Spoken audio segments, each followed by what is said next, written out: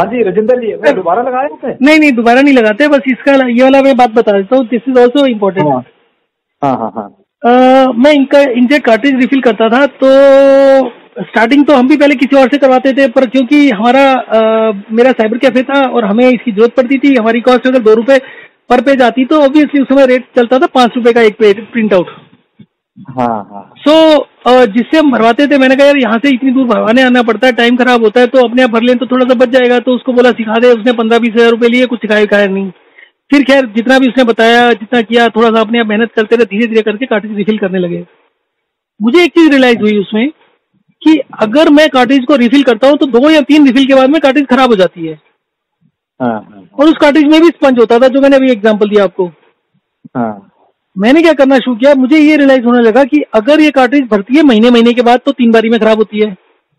हाँ। परंतु अगर इस कार्ट्रिज को हम एक दिन में 10 बारी भर दें तो ये कार्ट्रिज कभी खराब नहीं होती।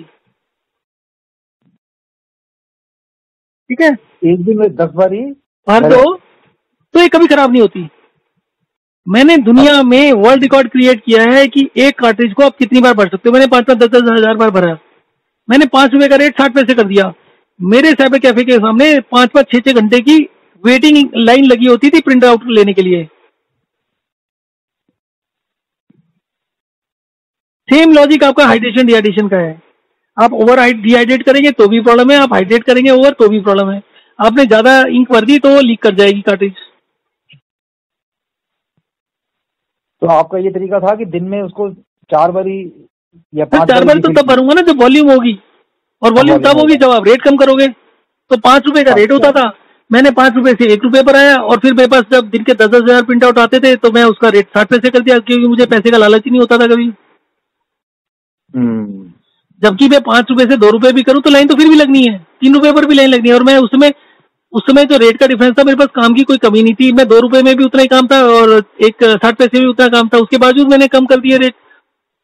और हमारे यहाँ तो कार्ट्रिज रिफिल करने के लिए भी प्रिंटर भी नहीं बंद करते थे। जैसी थोड़ी सी लाइन आई, वहीं प्रिंटर को रोका, ऊपर ढक्कन उठाया, कार्ट्रिज निकाली, भरी, वहीं के वहीं लगाई, अगली लाइन फिर नई कार्ट्रिज से हो रही है। और पूरे वर्ल्ड रिकॉर्ड मेरे को तो याद नहीं, हमने 1000-2000 के बाद भी कभी कार्ट्रिज चेंज करते हो, हम तो चेंज ही नहीं करते थे। और अगर आप 1 महीने चलाते हैं तो क्या होता है, 15 दिन में आपकी कार्ट्रिज आधी सूख गई, ऊपर के जो होता है, जो आधा स्पंज सूख गया ना आपका, अब वो उसमें पॉकेट बन जाएगी। टाइम के साथ वो तो टाइम डिपेंडेंट है ना, कार्ट्रिज का ड्राई होना वो टाइम डिपेंडेंट है। तो 15 दिन के अंदर, हाँ 15 दिन तक वो खाली रहेगा, हाफ तो खराब हो जाए, सड़ जाएगा, तो हम उसको खाली नहीं होने देते, हम तो आधा घंटा भी नहीं उसको छोड़ते थे। बिल्कुल, उसको वर्किंग कंडीशन में चलाते रहना तो वो ठीक रहेगा, चलता रहेगा। और ये हमारे जैसे रिफिलर 3600 रिफिलर थे, 3600 लोग थे, पर ये बात किसी को समझ नहीं आई। हमने 5 साल तक रूल किया है ये दिल्ली के अंदर इस बात की, इस फील्ड में।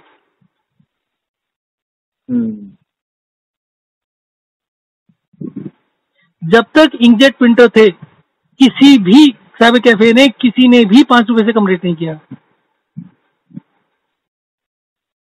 जबकि सबको पता था हम क्या करते हैं, लोग देखते थे और हम ओपनली करते थे, हम कौन सा छुपा के या किसी से बिना बताए करते थे। कुछ लोग तो ट्रेड सीक्रेट रखते हैं, हमने तो बिलीव ही नहीं किया। हमारी जितनी थ्योरी है, जितनी साइंस है, सारी की सारी ओपनली डिस्कस करते हैं।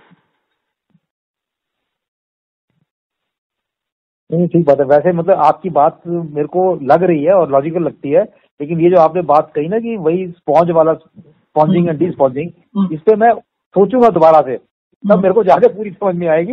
अभी पार्शियली समझ में आई है। ठीक है, ठीक है, ठीक है सर, करते हैं फिर एक दो सेशन और करेंगे, और 2-1 लोगों को और पकड़िए एक्सपेरिमेंट करने के लिए। किसी भी फील्ड का कुछ भी कर लो, चाहे किसी की डिलीवरी हो, कंसीव किया हो, किसी कोई कॉम्प्लिकेशन हो, मतलब दुनिया का ऐसी कोई भी फील्ड नहीं है जिसमें काम ना करता हो। किसी को साइकोलॉजिकल हो, कुछ किसी भी तरीके की इशू हो।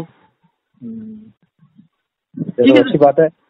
मैं मतलब ये हेल्थ और मेडिकल फील्ड में मेरा इंटरेस्ट तो है ही है। अदरवाइज मेरा एक दूसरा फील्ड ऑफ इंटरेस्ट है, मैं आपके साथ शेयर करता हूँ। I am author. ओके। हाँ, and I have written lot of books on motivation, spirituality and Vedic ideology.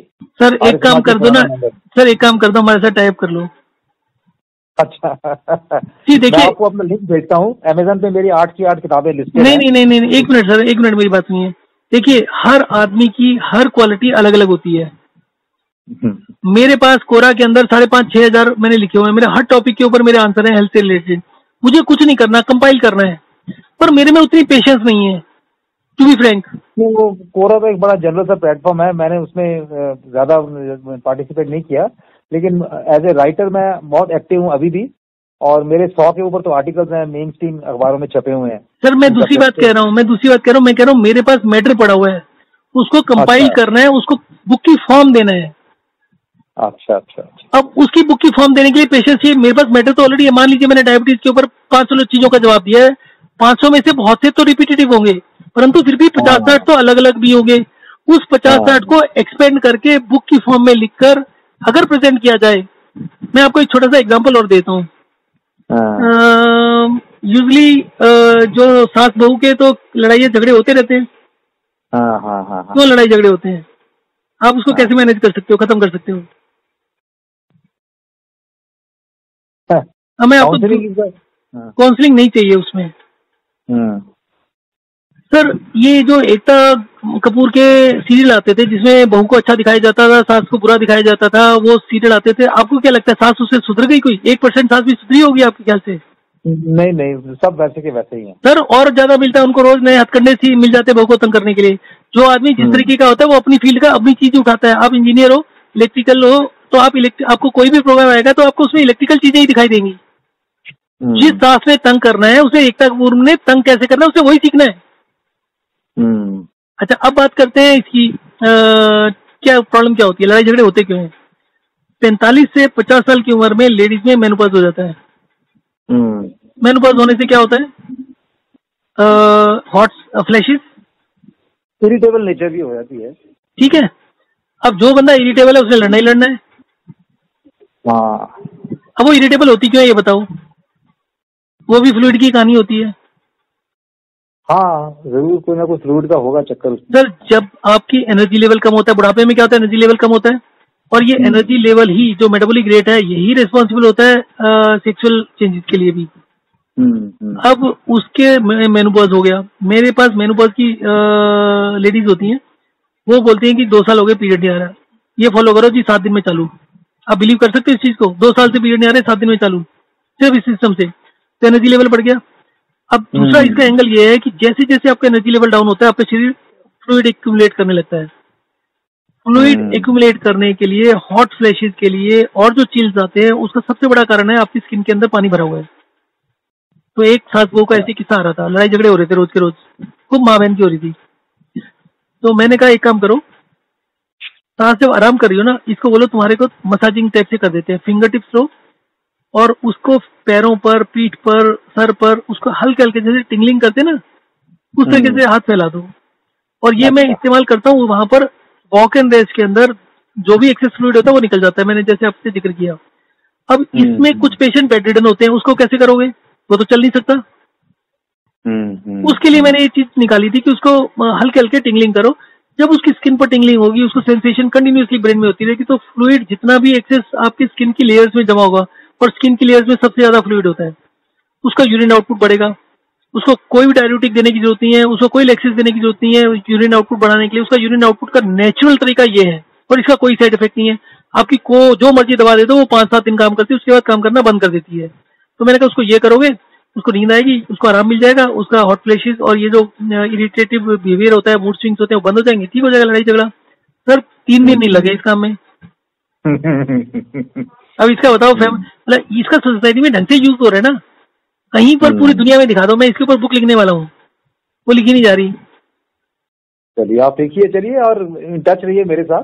Sir आप बुक लिखते हो मटेरियल देते हैं, वो वर्ड चूज करना होता है ना। आप देखना चाहें मेरी बुक जो है अमेजन पे है, आपको लिंक भेज दूंगा व्हाट्सएप से। पर आप हमें हमारी बुक्स इस तरीके से लिखने में हेल्प करेंगे, ज्वाइंटली कर लेते ना पार्टनरशिप में। चलिए ठीक है, इस पर विचार करते हैं। ठीक है, आप इन टच रहिए। ठीक है सर, थैंक यू। ठीक है जी, thank you so much. Thank you once again.